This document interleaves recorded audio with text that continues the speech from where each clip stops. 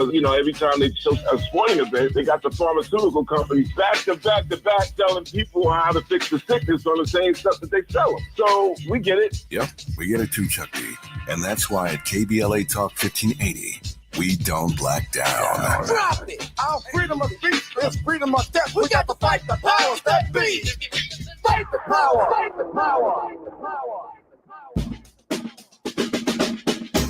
Shine, flies, no time to waste while it's passing you by. Shine, flies, be patient, 'cause good things happen in time. We gon' get it right, we gon' get it right, we gon' get it right. We gon' get it right. Protests and anthems, yes, we chanting. A movement of people, it's like we dancing to the ministry of. It's the energy of, in memory of them that we love. The trinity of the people, the peace, the power, the truth. We speak the powers even louder. We can say it blacker, we can say it prouder. A woman vice president that went to Howard. Now we talk helping black businesses, and our differences is magnificent. Bringing light to the point where the prisons is. I was told good life is where forgiveness lives. The ascension is to leave what's left behind and feed the seeds for deeds that bless the mind, caress the mind, and question justify. With you and God in time, I best align. Shine, flies, no time to waste while it's passing you by. Shine, flies, be patient, 'cause good things happen in time. We gon' get it right, we gon' get it right. We gon' get it right. We gon' get it right. How can I be a better father, son, a better grandson, honoring Fannie Lou's and the Fred Hamptons, the Harriets, the chariots that carry us to various areas that marry us to progress. Yeah, we the harvest, the lovely days and midnight marauders, even through charges and days of darkness. No, we in the hands of the greatest artists. I see it in the waters, I see it in our daughters. They could be bridges that know no borders. For so long, them folks try to ignore us. So we got the ballot boxes to vote for us. Peace to Stacey and the people of Georgia, who galvanize so that we can move forward. Steps are ordered with the presence of mind. Everything's more beautiful in time. You are listening to and streaming A More Perfect Union on KBLA Talk 1580. I'm Dr. Nii-Quartelai Quartey, your host and White House correspondent. Happy Monday, everybody. It's Monday, September 29th, 2025, and we are honored to be with you in afternoon drive time. I'm in touch, and so you be in touch. Be sure to follow me on all the social media platforms at Dr. Nii-Quartelai. Just type in Dr. Nii-Q, D-R-N-I-I-Q. That's me.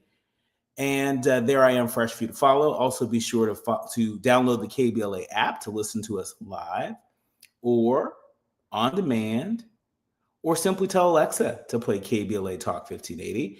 Download the KBLA app to listen to us live or on demand, and you won't miss an episode. Also, subscribe to A More Perfect Union podcast. That way you'll never miss an episode. And in case you haven't heard, KBLA, we are on a mission to spread the wealth when it comes to health and wellness, because around these parts, we believe health is wealth. And so if you haven't already, go to KBLA1580.com and check out our new health and wellness hub. If you're looking for tips, tools, and resources, we got you covered.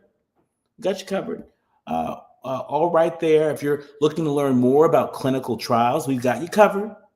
Just go right there, KBLA1580.com, and check out what we have to offer there. Now, coming off of Congressional Black Caucus weekend, there is so much to share, and I will do that. I promise to do that in short order. But now it's time for your national news roundup. It's time for you to decide the good, bad, and ugly headlines of the day. Kicking us off, NBC News reporting that Vice President Vance says that a shutdown is likely after Trump's meeting with Hill leaders. Republican and Democratic leaders emerged from a high-stakes meeting at the White House today and traded blame for a possible government shutdown that could take place in a little more than 24 hours. The meeting, hosted by President Trump, produced no breakthroughs to keep the government's lights on. And Vice President Vance, he predicted a shutdown this week. Funding is set to run out at 12:01 a.m. on Wednesday unless Trump and leaders on Capitol Hill can reach an 11th hour agreement. Speaking separately to reporters, House Minority Leader Hakeem Jeffries said that Democrats wouldn't back a funding bill that continues to gut the healthcare of everyday people. And sitting next to Jeffries, Senate Minority Leader Chuck Schumer, also of New York, said that while Democrats and Trump have, quotes, very large differences over healthcare, for the first time, the president heard our objections and heard why we need a bipartisan bill. Schumer added that he pitched some proposals to Trump. Ultimately, he's the decision maker. There's still large differences between us. And so I can tell you, heading into Congressional Black Caucus, their annual legislative conference weekend, it was unclear as to what the red lines were for Congressional Black Caucus members and for the Democratic caucus at large.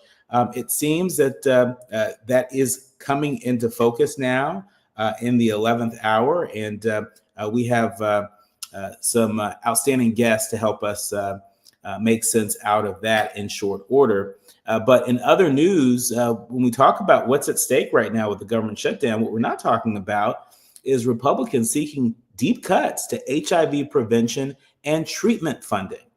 That's right. NBC is also reporting that in his 2019 State of the Union address, President Trump pledged to boost HIV spending. That's what he said. He pledged to boost spending with the lofty goal of bringing the nation's epidemic to heal by 2030. Well, last year, this federal initiative ending the HIV epidemic, it demonstrated progress. But this year, however, Republicans, well, they're singing a different tune. They're seeking deep cuts to HIV prevention and treatment funding. The Trump administration proposed in its 2016 budget request to eliminate, as in get rid of, as in bye-bye, to the Center for Disease Control and Prevention's HIV Prevention Division. And House Republicans are seeking nearly $2 billion in HIV-related cuts in their federal health spending bill. The Senate, on the other hand, proposes to keep HIV funding essentially at current levels in its corresponding proposals. To become law, any funding bill must pass both chambers of Congress, which would require the backing of at least some Senate Democrats and have Trump support. But while these are just proposals at this point, they are a reflection. I would add another reflection of where many Republicans who control the White House and both chambers of Congress stand on the issue, and would result in a dramatic disinvestment in funding that has often received bipartisan support. And more big news coming out of Washington today. The Associated Press reporting that the Palestinian government supports Trump's plan to end the Israel-Hamas war. This is a big deal. President Trump and Israeli Prime Minister Benjamin Netanyahu said today that they've agreed to a plan to end the war in Gaza, but it's unclear whether Hamas will accept the terms. The plan has been presented to Hamas, which is reviewing it in good faith. Trump laid out a 20-point plan for ending the Israel-Hamas war and establishing a post-war Gaza governance. The plan does not require people to leave Gaza and calls for the war to end immediately if both sides accept it. The Palestinian Authority welcomed the announcement, and they pledged to implement reforms in order to return to Gaza and potentially clear the way for the establishment of a Palestinian state. The Palestinian Authority is led by rivals of Hamas and currently administers parts of the Israeli-occupied West Bank. The proposal also calls for all remaining hostages to be released by Hamas within 72 hours of Israel accepting the plan. And so we're going to see where this thing goes. But there's been a lot of talk about what a post-war plan in Gaza could look like. We've heard reports of folks in the Trump administration interested in creating the sort of Middle East Riviera, as some have called it, where modern day Gaza is located.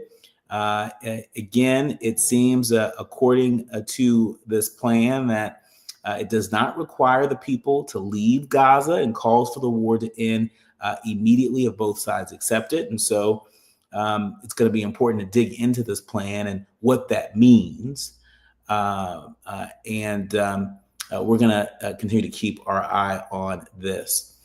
Back here in the United States, specifically here in California, former state senator and state Senate leader Tony Atkins has reportedly dropped out of the 2026 California gubernatorial race. The LA Times is reporting that the San Diego Democrat and former state Senate leader Tony Atkins dropped out of the 2026 California governor's race today, part of a continued reshuffling and contraction of the wide field of candidates vying to replace Governor Gavin Newsom. Atkins told supporters in a letter this afternoon that during a childhood in rural Virginia, she often felt, quotes, too country, too poor, too gay to fit in. And after building a life on the West Coast, where she found acceptance and opportunity, she worked for decades to build on the promise of California and to extend it to future generations. That's why she says it's with such a heavy heart that she's stepping aside as a candidate for governor, despite the strong support she says she's received. And she says there's simply no viable path forward to victory. And so Tony Atkins is out of the race. There's still so many more that are in the race, and each and every one of them are invited to stop by a More Perfect Union and share their vision for the future of California. Still in the race, former U.S. Representative Katie Porter of Orange County, former Los Angeles Mayor Antonio Villaraigosa, former State Attorney General and Biden appointee Javier Becerra, and Tony Thurmond, the State Superintendent of Public Instruction, still in the race. And so we're going to see where this thing goes. But when we come forward, I'm looking forward to being in conversation with some of the most astute political contributors we have. Dr. Isaac Wilson, former South Carolina Democratic Party chair and Democratic strategist, he joins us. And we're going to go beyond some of the biggest headlines that are trending today. You are listening to and streaming A More Perfect Union on KBLA Talk 1580. You're listening to A More Perfect Union on KBLA Talk 1580. We've got a lot to talk about. Let's go! You're still grooving, still connecting, still loving, still turning up, still thriving. You still got it, but your immune system, it weakens as you age. That's where vaccines come in. They help train and strengthen your immune response to fight off respiratory illnesses like flu, pneumococcal pneumonia, RSV, or COVID-19. Ask your doctor or pharmacist which vaccines you need. Book in minutes at vaxassist.com. Sponsored by Pfizer. Small businesses are the heart of America. But you don't have to go it alone. As the nation's largest nonprofit resource of expert business mentoring, SCORE has helped millions of entrepreneurs build their businesses for free. Get the connections, education, and guidance you need with SCORE. We're ready to help. Find a mentor today at score.org.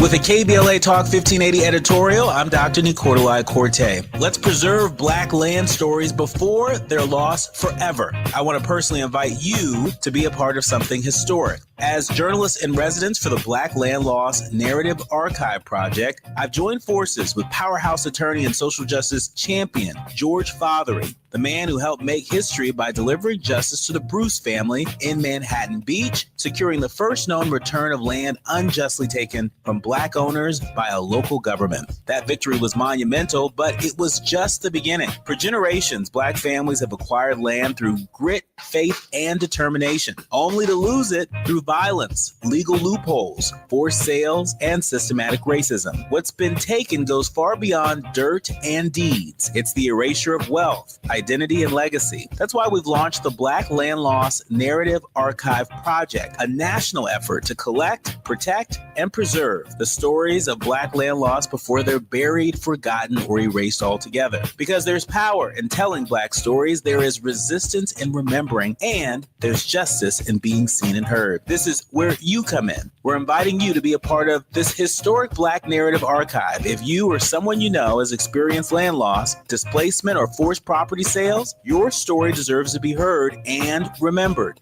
Your story belongs in this archive. Your truth matters not just to your family, but to our collective future. Visit blacklandloss.org today. Fill out our simple intake form and add your voice to the National Archive of Remembrance, Resilience, and Reckoning. Let's make these stories live on, not in whispers, but on the record. With a KBLA Talk 1580 editorial, I'm Dr. Nii-Quartelai Quartey, and as always, we welcome your feedback. National news of consequence, informed opinion, and analysis beyond the headlines. You're listening to A More Perfect Union on KBLA Talk 1580. You are listening to and streaming A More Perfect Union on KBLA Talk 1580. I'm Dr. Nii-Quartelai Quartey, and joining us, our friend Dr. Isaac Wilson. He is a Democratic strategist, former South Carolina Democratic Party chair, and he is also someone who keeps his finger on the pulse of what's happening and what's not happening inside and outside the Democratic Party. Dr. Wilson, welcome to the show. Always good to be here, my guy. Ready to jump into this thing. Well, always great to have you here. Lots of big news being made today. Let's first start off by talking about this government shutdown, which, as I shared moments ago, it seems increasingly likely, at least according to folks like Vice President J.D. Vance and among others. I saw that the Federal Unionist they put out a statement today, a letter titled "No Bad Budget in Our Name." It was delivered today to Senate Minority Leader Chuck Schumer and House Minority Leader Hakeem Jeffries through a private sign-on letter. The Federal Unionist Network and 35 union locals representing tens of thousands of federal workers are calling on Senate Minority Leader Schumer and House Minority Leader Jeffries to oppose any budget that undermines access to affordable health care for millions of Americans or weakens Social Security, the VA, scientific agencies, regulatory protections, and other services that programs that tens of millions of Americans rely on, even if it means a government shutdown.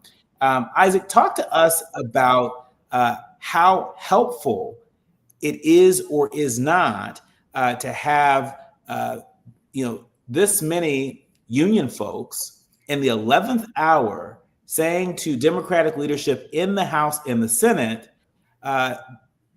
essentially, go ahead and shut it down.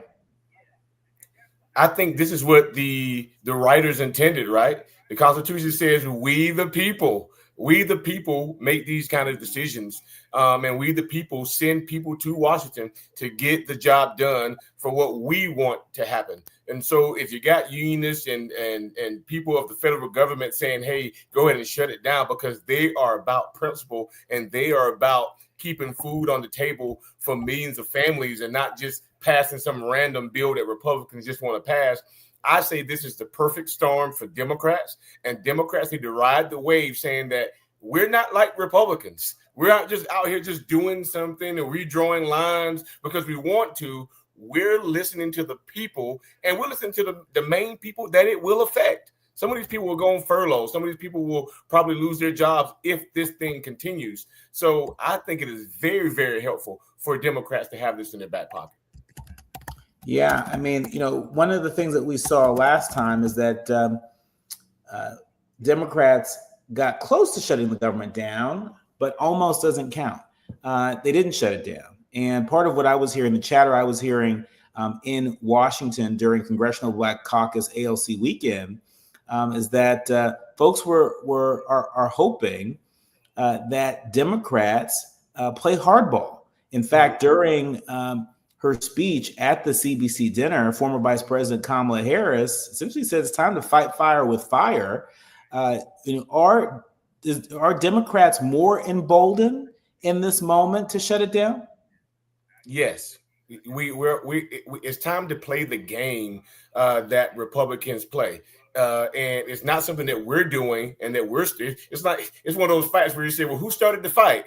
Well, no, Mom, I didn't start it, but I damn well going to finish it. And so Democrats need to have that same mindset nowadays with the Republican Party, or they will fail. And the fact that you have people and your constituents, everyday people who are saying, no, we're fine. Go ahead and do what you got to do to fight back against you Republicans, because that's what we have to do in this time. I think that helps Democrats so much. And the consensus on the Hill, the consensus in these communities is that that's what we're doing. We're finally on one page, and I hope we can stay consistent on this page even throughout next year's election. So, okay, I get that at least this organized group of federal workers, the Federal Unionist Network, are saying that if you got to shut it down, shut it down. But are Democrats prepared to live with the consequences? The last shutdown lasted about 34 days. And while there are some essential services that will continue, people who rely on Social Security will continue to get their checks. There are a lot of government workers who will be furloughed. Let's keep in mind that a number of government workers have also been having to navigate these DOGE cuts. Cuts to various agencies have been afoot. And so, how long do you think the Democrats can hold out before their base begins to buckle? Well, I don't think it will last a very, very long time. But in order to win a fight, sometimes we're going to lose. We're going to lose some in order to win the bigger battle. I think people will give Democrats a pass here because, it's not Democrats' fault. Let's be reminded that Kamala Harris told you that these things would happen, and people still went and voted for Donald Trump. So either you're going to fight with us as we do this thing, or you're going to have to lay down. You can't have both of these things going on. So I think with them having this fight now, I think the American people are saying, I'm willing to suffer just a bit. I'm willing to suffer just a bit so that we can show Republicans that we are fighting. We're not playing these games, and we need to get to the table and make this thing happen. Do I think that the government is going to shut down? Absolutely not. I think Donald Trump will buckle. Republicans will buckle because you got to think about their constituents as well. So their constituents are going to start to say, hey, hold on, we elected you to do a job. We didn't let you to shut the government down. So hold on. So I think their constituent base is going to start to buckle and tell them, hey, find something and find it quick with the Democrats that you can agree on. Yeah. I mean, well, so, speak of, folks under pressure after the Comey indictment. Trump says that other opponents are next. This was another thing that the former vice president warned folks about on the campaign trail in 2024, constantly reminding people that if she were elected, she would go into the White House with a to-do list. If Trump was elected, he would go into the White House with an enemies list. And it seems like he is making his way down that list. USA Today reporting that politicians and legal experts are questioning whether former FBI Director James Comey would be convicted of charges of lying to Congress, even as President Trump said others who've investigated him could also be indicted. Comey, for folks who are less familiar, was indicted on September 25th for allegedly lying to Congress and obstructing lawmakers after Trump publicly urged his Attorney General Pam Bondi to pursue charges. But even conservative legal experts question whether the charges will stick. Isaac, what is this about? It doesn't seem to me very likely that the former FBI director would be convicted on these charges. I'm no lawyer, but it seems that way to me. But if he's not convicted, where's the win for President Trump in this latest manufactured scandal? I think in the end, will be no huge win for Donald Trump. I think Donald Trump sees things is, I wanted something done, and even if he doesn't go to jail, I, Big Bad Wolf, told my attorney general to do something, and it did it, and it embarrassed Comey to a certain degree. And I think that's what he's looking at. Hey, and he didn't go to jail, he did do this, but hey, others in line, hey, you might not be as lucky. So we might get an indictment on you, and you actually may go to jail. Comey may not. So I think it starts to scare people a little bit. For Donald Trump to say something and they buckle, or for him to say something to get scared or be embarrassed. And I think that's Donald Trump's aim, is to embarrass people. And it's not necessarily to make them go to jail, because these are bogus charges. We know nobody's going to go to jail for anything. And I think that's really his intent, is embarrassment. And just to say, hey, I said something and we got it done. Yeah, but I mean, talk to us about the politics of this. We're heading into a midterm election year. This was a president where a substantial number of voters voted for him to lower costs. Remember, we were talking ad nauseum about the cost of eggs and the cost of energy. It doesn't appear that those costs have come down quick enough, if at all. And so, how do you suspect this will play, with voters, in places like South Carolina? And even this year in places like Virginia and New Jersey, where Republicans are competing for power right now. How do you expect this to play? Does this feel and look like a sideshow? And if so, will voters extract a major price out of Republicans this November and next? I'm going to give you a chance to answer that when we come forward. You are listening to and streaming A More Perfect Union on KBLA Talk 1580. We're in conversation with Democratic strategist and former South Carolina Democratic Party chair, Isaac Wilson, making heads or tails about the impact that this indictment of the former FBI director and potentially others on the horizons, the politics of that, how that might play heading into this year's election and next. You're listening to and streaming A More Perfect Union on KBLA Talk 1580. More when we come forward. The audience is listening. Thought-provoking, eye-opening, heart-rendering. This is where authentic voices meet powerful discussions on culture, community, and change. This is where Black voices matter. He's breaking boundaries, amplifying diverse perspectives, and tackling the issues that matter most to you. You're inside A More Perfect Union with Dr. Nii-Quartelai Quartey on KBLA Talk 1580.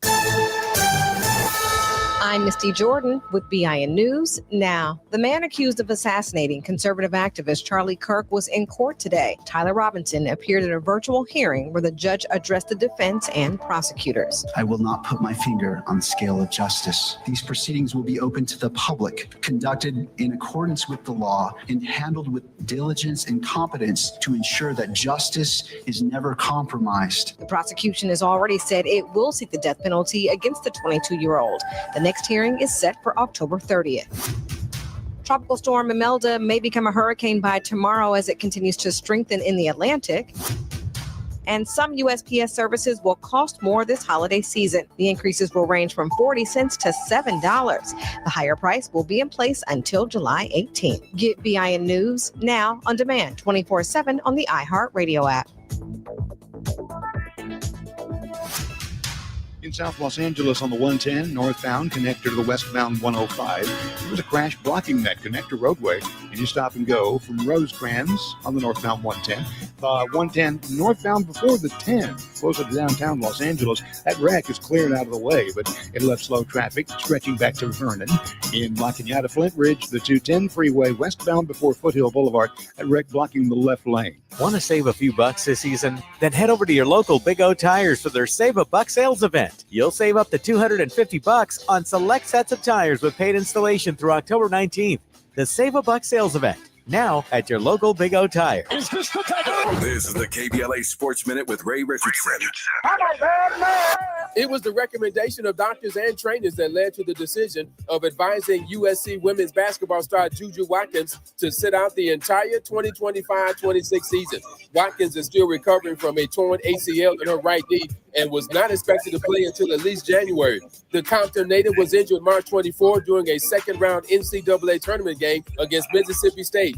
Watkins, a first-team All-American last season, will have 2 years of eligibility remaining at USC. Top 5 college football teams in this week's top 25 poll: Ohio State, Oregon, Miami, Mississippi, and Oklahoma. 4-1 USC fell out of the top 25 after their 34-32 loss at Illinois on Saturday. Jackson State remained at number 17 in this week's Division I AA poll. The Tigers defeated Southern University Saturday 38-13. No debates, no speculation, just the info you need. That's your KBLA Sports Minute. I'm Ray Richardson on KBLA Talk 1580. Yeah, y'all, come on. Come to At KBLA Talk 1580, we fight the power every day. Yeah, gotta give us what we want. Gotta give us what we need. Hey. I listen to KBLA and I love the commercials. I know what the commercials mean. I also, if I'm looking and trying to figure something out, I need something to talk to me that might hit me. And it happens on TV because, you know, every time they show a sporting event, they got the pharmaceutical companies back to back telling people how to fix the sickness on the same stuff that they sell them. So we get it. Yep, we get it too, Chucky. And that's why at KBLA Talk 1580, we don't back down. Drop it. Our freedom of speech is freedom of death. We got to fight the power of that speech. Fight the power. It's never too early to start talking about money in realistic ways with your kids. JP Morgan Chase navigates how to educate your kids now about creating long-lasting, healthy money habits. Whether your kids are in elementary school, high school, or college, now is a great time to start a conversation about ways to create healthy money habits as they grow, ultimately benefiting their financial future. Talking about money in a realistic way to support your kids' lifestyle and dreams, your first banking account geared towards high school or college. It's never too early.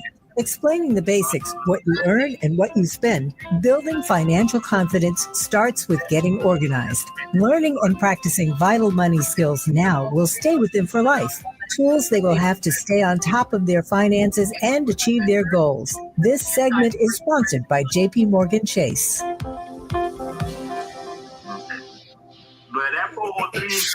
KBLA Talk 1580. We've got a lot to talk about. KBLA Talk 1580 is committed to self-care and community well-being. Walk Good LA was formed in June 2020, inspired by the Black Lives Matter movement and the beginning stages of the COVID-19 pandemic. What began as a few minutes of breath work and yoga meditation before protests against police brutality turned into a safe space for the community to heal in hard times. The immensely positive response from the community transformed the momentum into a movement. Today, Walk Good LA is a Black and Brown-led community wellness organization based in Los Angeles. They provide spaces for healing through community yoga classes, guided meditations, hikes, run clubs, and other activations throughout Los Angeles that attract hundreds of members weekly. All right, y'all, I gotta go.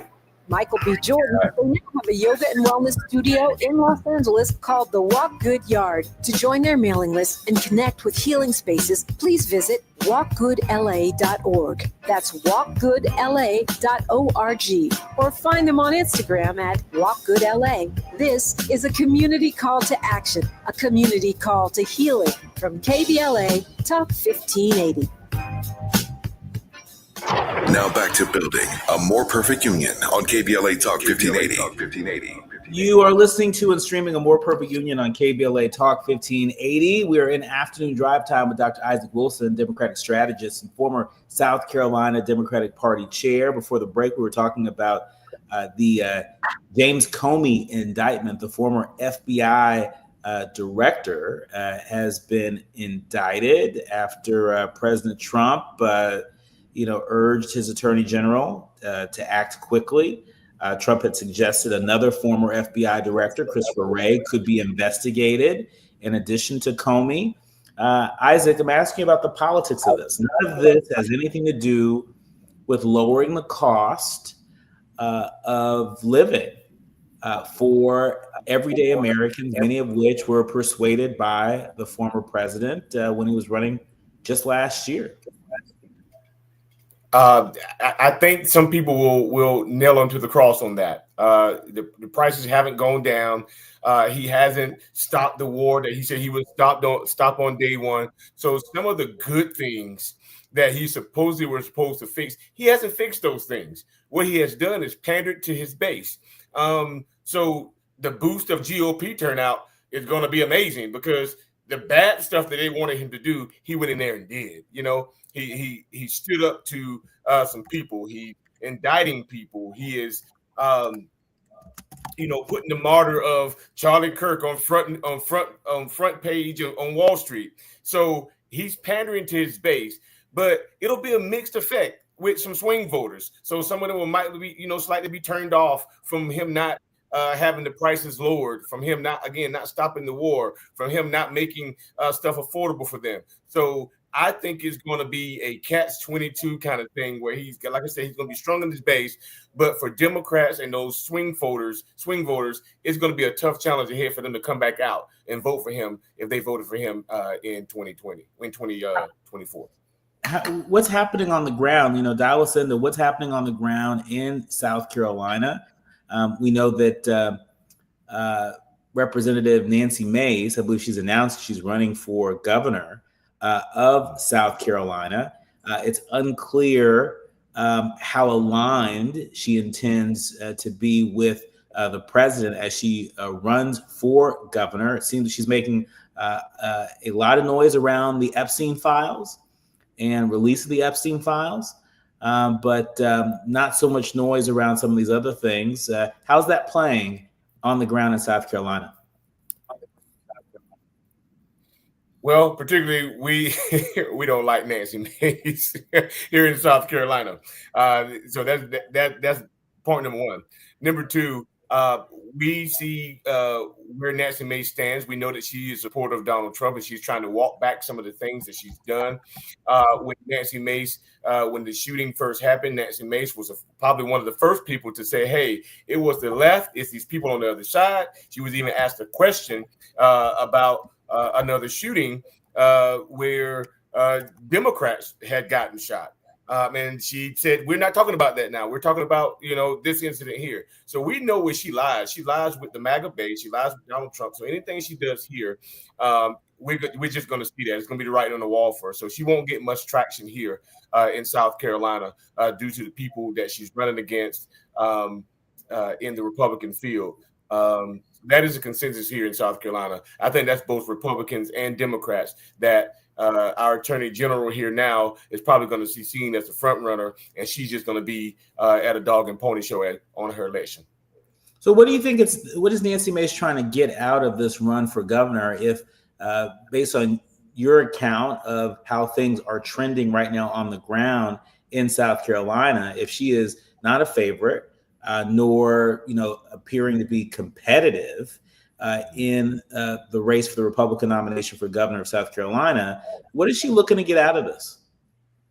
Is it just a vanity? That's all I think it is. It's just saying, hey, I'm probably going to be in a tight race in my congressional district, so I'm going to go and run for something here in South Carolina because I think I've built up a name for myself, and she's probably going to get a seat on some big board here in South Carolina. She's probably going to get a cabinet position. That may be her swing to it, just for her to still be in the know here in South Carolina and pull back from mainstream media, national media, and just kind of be here in South Carolina. Because she's taking some pretty big beat ups in the national media when she's coming against Jasmine Crockett. So if you settle yourself there in Charleston or settle yourself in Columbia here in state politics, she don't get to see the lights of a Jasmine Crockett anymore. Well, we shall see how that thing shakes out. We know that Jasmine Crockett, ain't stepping back or stepping down anymore, let alone Representative Nancy Mace. In other news, we know that Trump made some big news today related to the Israel-Gaza conflict. We know that Trump has a 21-point peace plan for Gaza. The Free Press reporting that the president wants to end the war in Gaza. He wants peace between Israel and its neighbors, including Saudi Arabia, and he wants a Nobel Peace Prize. This is major news right here, as was reported at the top of the show. We know that Hamas is currently looking over this proposed peace deal.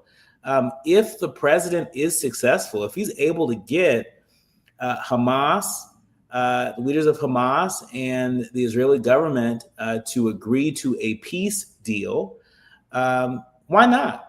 Why not give him a Nobel Peace Prize for that? I mean, I think this is you're not doing anything special, and that's just me. That's personally, you're not doing anything special. If they want to give him one, give him one. But I think it's going to boil down to what did he actually do in this thing? Of course, we're talking about a 20-point whatever.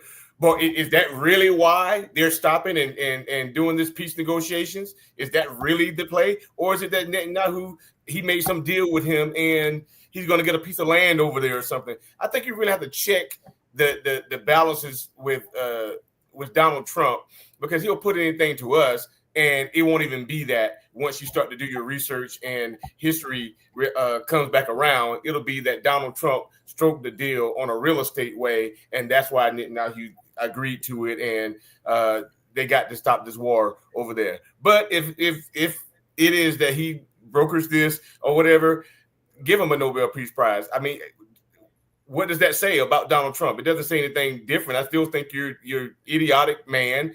You shouldn't be president. You're not fit to be a president. Still doesn't change people's mind when you give him a Nobel Peace Prize. Yeah, but perception is reality, and the fact that President Obama received a Nobel Peace Prize that he didn't ask for in the early days. I mean, it might have even been before he was sworn in as president. And here is Donald Trump in his second term, and he has been pretty direct about wanting a Nobel Peace Prize. There have been a number of leaders who've come into the White House and have expressed their support for him getting a Nobel Peace Prize. I'm just saying, might this actually be, a legitimate reason for him to be considered for a Nobel Peace Prize? I mean, Biden tried to broker a peace deal and unfortunately was not successful. But if this president happens to end, this what feels like an intractable conflict between Israel and Gaza, I'm just saying, if he might be deserving of this one. But, I get your point. Your point is valid. You got to check the fine print. You got to check the fine print. Don't believe all the hype. Don't fall for the headline and the press release. You got to look at the fine print here, and we can't pretend like we didn't hear folks in this administration talk about constructing a Middle East Riviera. We can't pretend that there weren't reports of folks like Jared Kushner sort of evaluating some of the oceanfront property in Gaza. Right. So it's going to be important that we keep our eye on this as it develops. But in other news, back here in the United States, we know that federal agents have reportedly hurled tear gas and pepper spray through the night sky as protesters outside the U.S. ICE holding facility in Broadview. This is in the Chicago area. We know that the president has escalated the conflict between the feds and folks on the ground in Illinois, in Chicago, and with escalating federal ICE operations across Chicago and the suburbs, the president's threats of sending the National Guard to quell crime and tension and fear have gripped those opposed to his administration and what they're calling Operation Midway Blitz, which officials say has resulted in more than 550 immigration arrests in the Chicago area this month. Again, talk to me about the politics of this, right? There are a number of people that elected this president. to do something about what folks believe was a major immigration crisis in this country.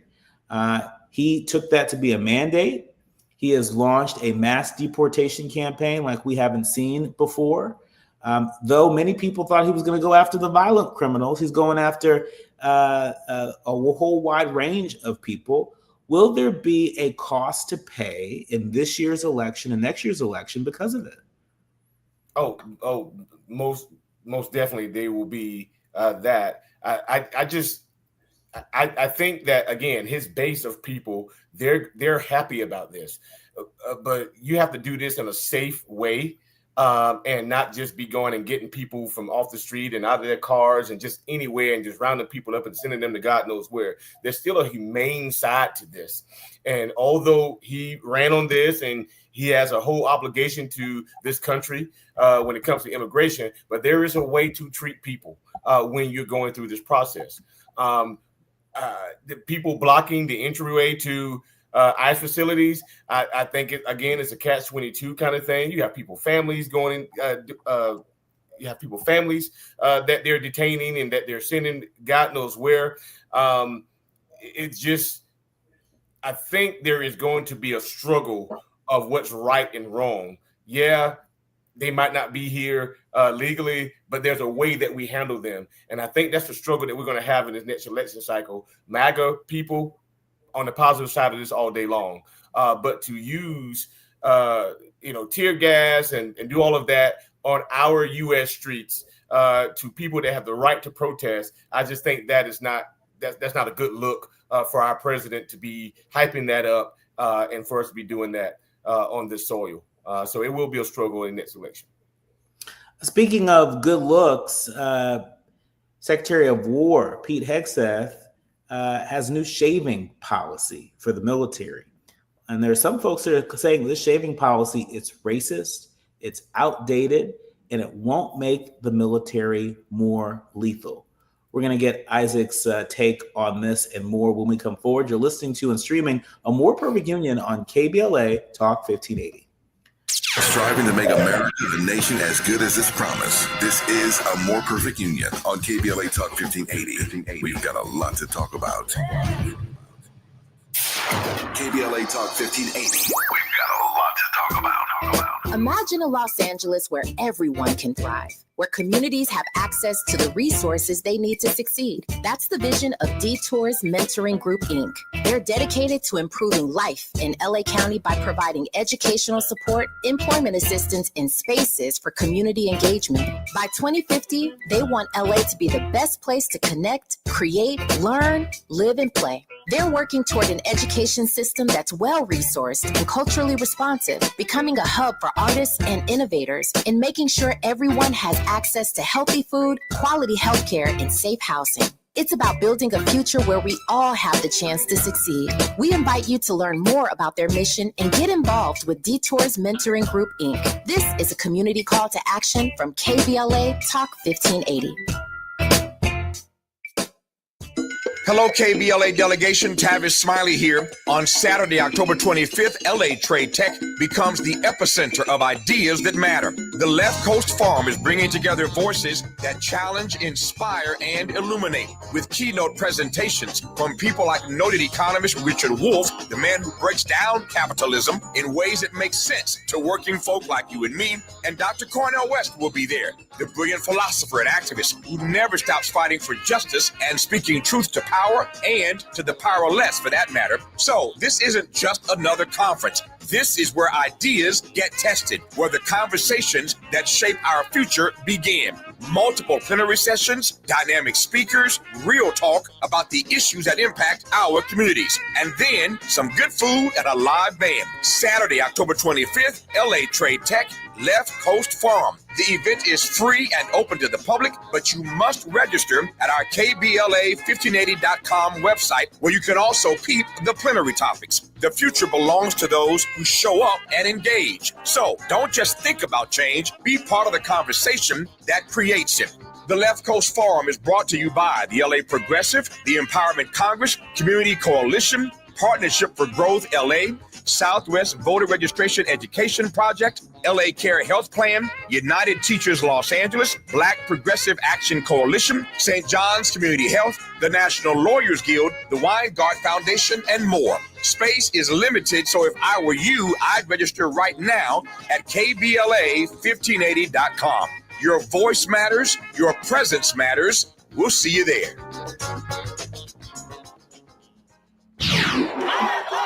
We face tragedy, but we don't fall into despair. We continue our work to build a more perfect union. So you're listening to A More Perfect Union on KBLA Talk 1580. I'm Dr. Nii-Quartelai. He's Dr. Isaac Wilson, Democratic strategist and former South Carolina Democratic Party chair. Isaac, I saw this op-ed published by thehill.com about Pete Hegseth's shaving policy. Josh Joseph, one of the contributors, calling his policy racist, outdated, and saying that it won't make the military more lethal. It's no secret that the military has had a policy that caused a number of folks to have to shave on a regular basis. The reason they said was to maintain good order and discipline while in country. Also, in case they needed to use gas masks. The mask needed to have a tight seal that a beard would not allow. But a lot of the Marines said, wait a minute, the Navy SEALs don't got to do it. Navy SEALs walking around, rocking their beards. And so lots of questions over the years as to why were Navy SEALs allowed to grow beards, but the Marines and other branches of the military weren't allowed to. This is an issue that really drives close to home, particularly for our brothers out there. One thing that everyone notices is that starting a boot camp, that many Black service members have issues with shaving every day. Those disposable razors, they cause nasty ingrown hairs. You don't need to tell me about that. Mm-hmm. And Black men will suffer more than the rest for everyday shaving. Pseudofolliculitis, Barbie, is the medical term, but we know them as razor bumps. And if you've ever had them, they are unpleasant. And when you have a bad case of razor bumps, it is absolutely terrible. And so a lot of folks saying that Secretary Hegseth, his insistence on this is a step back. It is reimposing old policies that will adversely affect Black service members more than any other group. What say you? I think it's a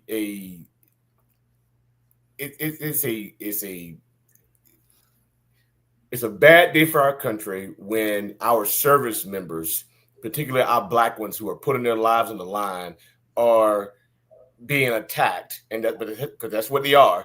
It's almost like you're singling them out, and that's wrong because they're fighting for our country, and we're talking about hair on a chin, and they're going to fight for your country. So it is unfair to minorities, particularly our Black brothers, who have legitimate medical concerns. So this can be an example of authoritarian. And I think that's the way they're trying to paint this picture, that Trump is the dictator and everybody else just acts as authoritarians up under his leadership. But this could have major political consequences when you talk about the veteran community or the civil rights groups and things that are within the military families, because military stick together. Sometimes it's not about white or Black, but it's about you serve this country.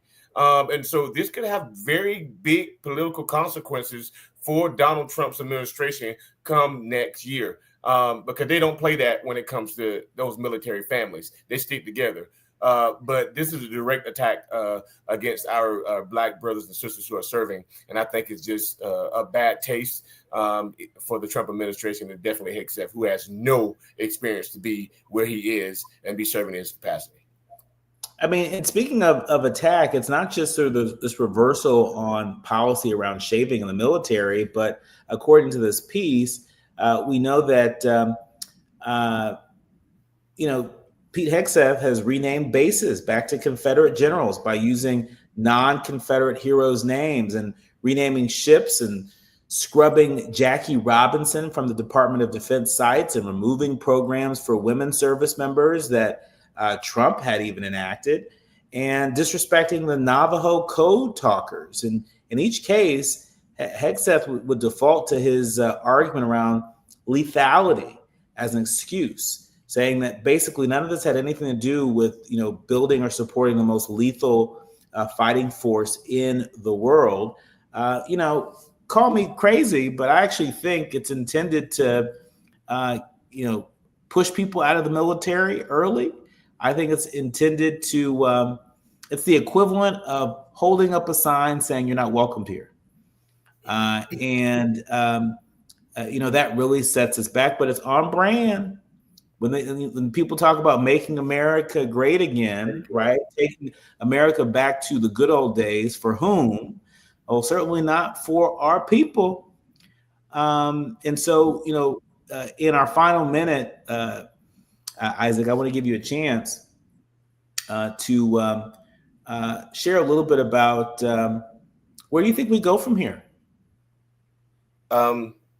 First, I'll say this, that this shaving policy really undermines the unit's cohesion, the Army's cohesion, and it doesn't strengthen it at all. Like, to single out Black service members for a skin condition that they didn't choose is not leadership. It's definitely discrimination, and it's dressed up like discipline for real.